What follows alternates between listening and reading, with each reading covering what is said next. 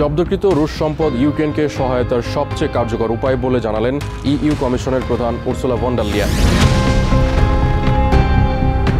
সেনা সংকটে জার্মানির সামরিক বাহিনীতে স্বেচ্ছাসেবী নিয়োগ পুনরায় চালু। জাপোরিজিয়ায় ফ্রন্টলাইন পরিদর্শন করেছেন প্রেসিডেন্ট জেলেনস্কি। চিকিৎসা প্রশিক্ষণে বিপ্লব এনেছে কৃত্রিম অঙ্গ তৈরিতে সফলতা।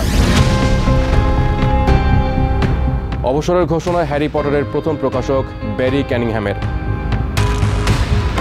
ইউরোপের হালনাগাদ ও বৈচিত্র্যময় খবরাখবর আপনাদের সামনে এক নজরে তুলে ধরছি আমি শোয়েব আক্তার।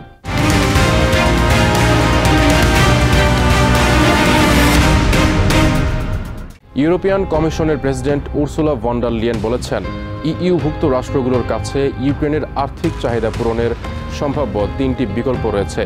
এগুলোর মধ্যে রাশিয়ার জব্দকৃত সম্পদ থেকে ক্ষতিপূরণ ঋণ দেয়া সবচেয়ে কার্যকরী বিকল্প। বৃহস্পতিবার বেলজিয়ামের রাজধানী ব্রাসেলসে ইউরোপিয়ান পার্লামেন্টে এক বক্তৃতায় ভন ডার লেয়েন অন্য বিকল্প উপায়গুলোও তুলে ধরেন। পাশাপাশি আগামী 2 বছর ইউক্রেনকে আর্থিক সহায়তা অব্যাহত রাখার যে অঙ্গীকার ইউরোপিয়ান কাউন্সিল করেছে সেটিকে স্বাগত জানান। ইউক্রেনের আর্থিক চাহিদা পূরণের 3টি বিকল্প আছে। প্রথম বিকল্প হলো নির্ধারিত বাজেটের বাইরে গিয়ে অর্থ উত্তোলন। দ্বিতীয়, ইইউভুক্ত দেশগুলোর সরকারের মধ্যে চুক্তির মাধ্যমে নিজেদের মধ্য থেকে প্রয়োজনীয় তহবিল সংগ্রহ। আর তৃতীয় বিকল্প হলো ক্ষতিপূরণ ঋণ। এটি জব্দকৃত রাশিয়ার সম্পদ থেকে দেয়া হবে। রাশিয়া যদি পরবর্তীতে ইউক্রেনকে ক্ষতিপূরণের অর্থ দেয়, ইউক্রেন সে অর্থ থেকে এই ঋণ পরিশোধ করবে। এটি ইউক্রেনের প্রতিরক্ষা এবং অর্থনীতি টিকিয়ে রাখার সবচেয়ে কার্যকর উপায় বলে আমি মনে করি। প্রাপ্তবয়স্ক নাগরিকদের সামরিক বাহিনীতে স্বেচ্ছাসেবক হিসেবে নিয়োগের বিধান ফিরিয়ে আনতে যাচ্ছে জার্মানি। বৃহস্পতিবার এই সংক্রান্ত একটি খসড়া বিলের বিষয়ে একমত হয়েছে দেশটির জোট সরকারের নেতারা। বিলে সামরিক বাহিনীতে নির্দিষ্ট সময়ের জন্য বাধ্যতামূলক সেবা দেওয়ার বিষয়টিও যুক্ত করা হয়েছে। জার্মান সামরিক বাহিনীর সেনা সংকট দূর করে প্রতিরক্ষা ব্যবস্থা জোরদারে এমন পদক্ষেপ নেওয়া হয়েছে বলে জানিয়েছেন দেশটির প্রতিরক্ষা মন্ত্রী বরিস পিস্টোরিয়াস। তিনি আরও জানান, জানুয়ারি থেকেই এই আইন কার্যকরে কাজ করছেন তারা। জার্মানির সামরিক বাহিনীতে স্বেচ্ছাসেবকদের নিয়োগ দেওয়া সংক্রান্ত একটি খসড়া বিলের বিষয়ে একমত হয়েছে দেশটির জোট সরকার। রাশিয়ার কারণে সৃষ্ট নিরাপত্তা উদ্বেগের মাঝেই বৃহস্পতিবার জার্মানির পার্লামেন্টে এই সংক্রান্ত একটি বিলে সমর্থন দেন জোটের নেতারা। বিলটিতে প্রত্যেক প্রাপ্তবয়স্ক জার্মানকে সামরিক বাহিনীতে যোগদানের বাধ্যবাধকতা দেওয়া সংক্রান্ত নিয়ম পুনরায় চালুর বিষয়টিও উল্লেখ রয়েছে। জার্মান প্রতিরক্ষা মন্ত্রণালয় আশা করছে 6 মাসের এই স্বেচ্ছাসেবী কর্মসূচির মাধ্যমে রিজার্ভ সেনার সংখ্যা দ্বিগুণ করতে পারবেন তারা। বর্তমানে জার্মানির সামরিক বাহিনীতে প্রশিক্ষিত রিজার্ভ সেনার সংখ্যা প্রায় 100,000। এছাড়াও স্বেচ্ছাসেবার সময়সীমা শেষ হওয়ার পর অনেক স্বেচ্ছাসেবী সামরিক বাহিনীতে যোগদান করতে পারেন বলেও আশাবাদী তারা। দেশটির প্রতিরক্ষা মন্ত্রী বরিস পিস্টোরিয়াস জানিয়েছেন, 2030 সালের প্রথম কয়েক মাসের মধ্যেই সামরিক বাহিনীর সদস্য সংখ্যা 180,000 থেকে বাড়িয়ে 260,000-এ নিয়ে যাওয়াই তাদের মূল লক্ষ্য। আমাদের লক্ষ্য 2027 সালের গ্রীষ্ম নাগাদ এমন প্রস্তুতি নেওয়া যাতে পুরো 1 বছরে দেশের সব তরুণকে বাছাইয়ের আওতায় আনা যায়। এটাই প্রথম ধাপ। সবাই আমাদের কাজ গভীরভাবে পর্যবেক্ষণ করছে। আমি ফ্রান্সের প্রধানমন্ত্রী এবং সাবেক ও বর্তমান প্রতিরক্ষা মন্ত্রীর সাথে নিয়মিত যোগাযোগ রাখছি। তাছাড়া ব্রিটেন সহ আরো কয়েকটি দেশের সঙ্গেও যোগাযোগ চলছে। আগামী বছর থেকে সব 18 বছর বয়সী তরুণ তরুণীদের কাছে একটি প্রশ্নপত্র পাঠানো হবে, যেখানে তাদের আগ্রহ ও যোগ্যতা যাচাই করা হবে। পুরুষদের জন্য এই প্রশ্নপত্রে উত্তর দেওয়া বাধ্যতামূলক থাকবে। একই সাথে একটি বাধ্যতামূলক শারীরিক পরীক্ষার ব্যবস্থাও রাখা হবে। প্রতিরক্ষা মন্ত্রী পিস্টোরিয়াস জানান, স্বেচ্ছাসেবীরা প্রতি মাসে বেতন হিসেবে $3,000 বেশি অর্থ পাবেন। পাশাপাশি সেবার মেয়াদের উপর ভিত্তি করে অনেককে ড্রাইভিং লাইসেন্সের জন্য অনুদান দেওয়া হবে। আগামী জানুয়ারি থেকেই যেন এই আইন কার্যকর করা যায় সেই লক্ষ্যে কাজ করছি আমি আবারও জোর দিয়ে বলতে চাই, যারা স্বেচ্ছাসেবী হিসেবে সামরিক বাহিনীতে যোগ দেবে তারা মাসে প্রায় 2,600 ইউরো বেতন পাবে। সেবার মেয়াদের উপর নির্ভর করে অনেকে গাড়ি বা ট্রাকের ড্রাইভিং লাইসেন্সের জন্য ভর্তুকিও পাবে। এটি শুধু ব্যক্তিগতভাবে নয়, রিজার্ভ বাহিনীতে যোগ দেওয়ার সময় সশস্ত্র বাহিনীর উপকারে আসবে।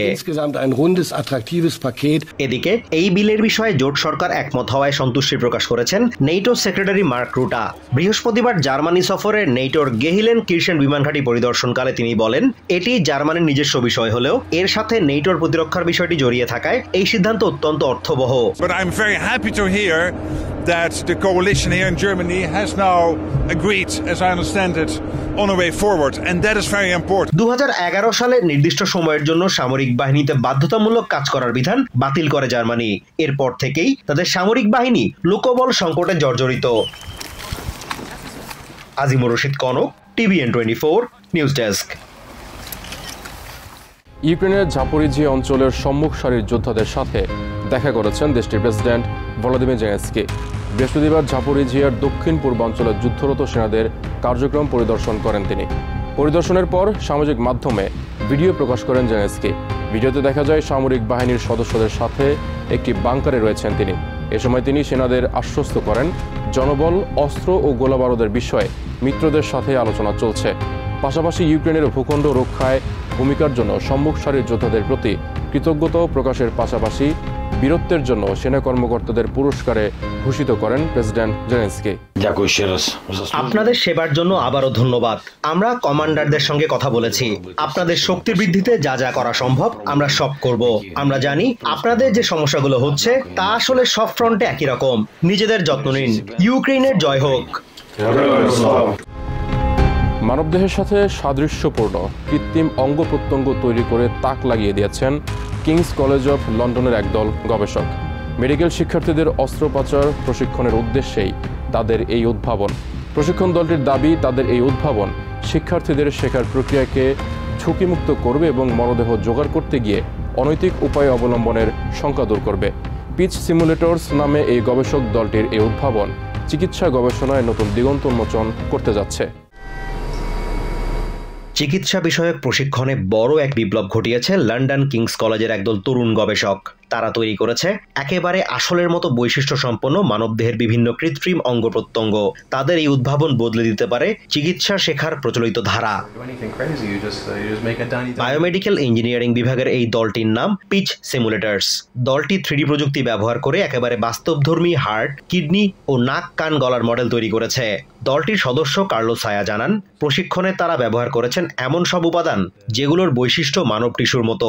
পাশাপাশি এগুলোকে ল্যাবে দীর্ঘ সময় ধরে সংরক্ষণ করে রাখা যায় কোনো ধরনের সমস্যা ছাড়াই। So we are developing our own materials and they replicate the properties of the body really well without the need of any tissue. So they last a really long time. You can keep them in your storage room and forget about them for a year or এই মডেলগুলো ব্যবহার করে medical শিক্ষার্থীরা কোনো ধরনের ঝুঁকি ছাড়াই অস্ত্রোপচার অনুশীলন করতে পারবেন। এতে একদিকে যেমন খরচ কমবে, অন্যদিকে নৈতিক জটিলতাও অনেক কমে যাবে। কিংস কলেজের লেকচারার অ্যান্টোনিও পন্টিকি বলেন, প্রশিক্ষণের জন্য এখনো মানুষ ও অন্যান্য প্রাণীর মরদেহ ব্যবহার করা হয়। নতুন এই উদ্ভাবনের ফলে এই সব মরদেহ জোগাড় করতে অনৈতিক উপায় অবলম্বনের সংখ্যা অনেকটাই কমে যাবে। At the moment, the medical training, like the standard surgical training method, is using the see one, do one, teach one method, where trainees usually start operating directly on patients just under the supervision of someone senior. Pitch simulators দলটি তাদের উদ্ভাবনের জন্য সম্প্রতি ESBF champion of champions প্রতিযোগিতার startup winner এবং enterprise award জিতেছে। তাদের তৈরি মডেল এখন ব্যবহৃত হচ্ছে কার্ডিওলজি, ইউরোলজি এবং ENT সার্জারিতে। এছাড়া কৃত্রিম বুদ্ধিমত্তা বা AI নির্ভর চিকিৎসা প্রযুক্তির পরীক্ষাতেও ব্যবহার করা হচ্ছে তাদের এই উদ্ভাবন।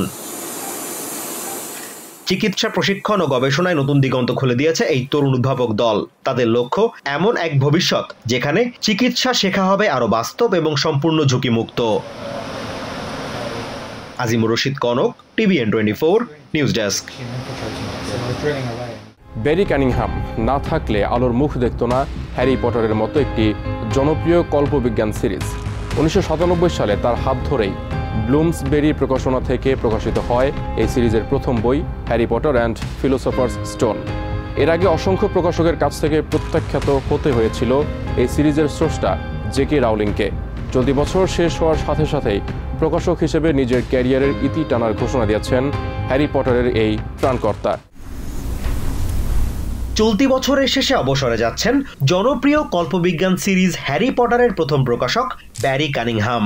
হ্যারি পটারের স্রষ্টা জেকে রাউলিং যখন বই প্রকাশের জন্য দাঁড়ে দাঁড়ে ঘুরে প্রত্যাখ্যাত হচ্ছিলেন, ঠিক সেই সময় Harry Potter and the philosopher stone প্রকাশে এগিয়ে আসেন কানিংহাম।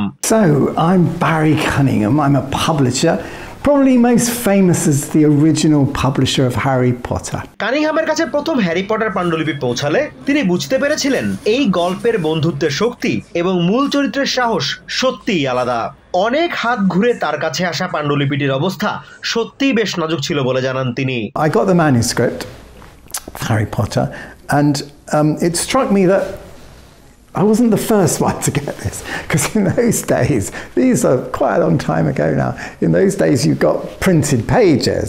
হ্যারি পটার প্রকাশের সিদ্ধান্তটি কানিংহামের জীবনে স্মরণীয় হয়ে আছে।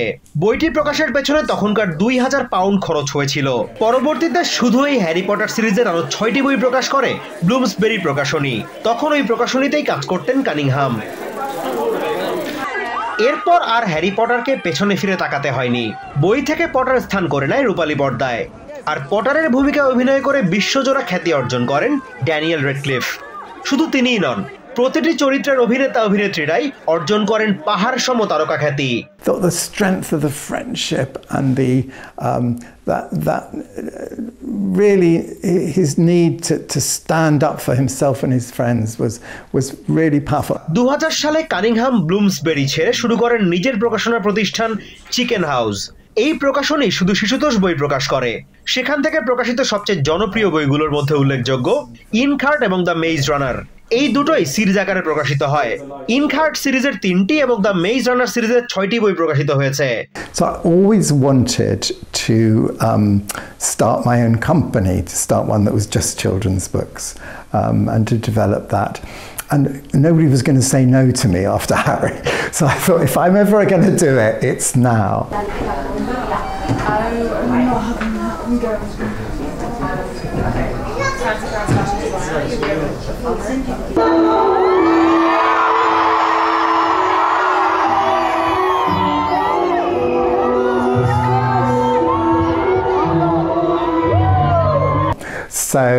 So I left, I kind of left the Beatles, so I left at the height of Harry Potter. Well, actually before the height of Harry Potter, and did a few other things freelance-wise, and then I started this company, Chicken House. কানিংহামের উদ্যোগ শিশু সাহিত্যকে আরো শক্তিশালী করেছে। Harry Potter এবং chicken হাউসের প্রকাশিত বই শিশু কিশোর তরুণ সব বয়সী পাঠকদের মধ্যে কল্পনার বিস্তার ঘটিয়েছে। অবসরের পরও কানিংহাম বই পড়ার পাশাপাশি নতুন লেখকদের সহায়তা অব্যাহত রাখার বিষয়ে আশাবাদী।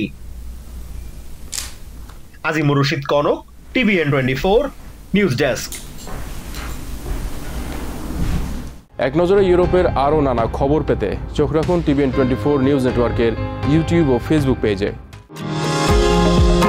নিউ ইয়র্ক থেকে সম্প্রচারিত TVN 24 টেলিভিশন বিশ্বজুড়ে বাঙালির কণ্ঠস্বর।